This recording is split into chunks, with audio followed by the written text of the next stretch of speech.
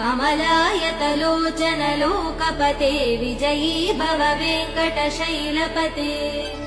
सचतुर्मुख षण्मुख पञ्चमुख प्रमुखाखिल दैवतमौलिमणे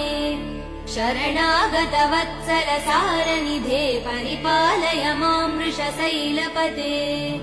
अतिवेलतया तव दुर्विषहैरनुवेल कृतैरपराध सदैः हरितं त्वरितं वृषशैलपते परया कृपया परिपाहि हरे अधिवेङ्कटशैलमुदारमते जनताभिमतादिकदानरतात् परदेवदया गदितान् निगमै कमलादयितान् परं कलये कलवेणुरवावसगोपवधू शतकोटिवृतात् स्मर कोटिसमात् प्रतिवल्लविकाभिमदात्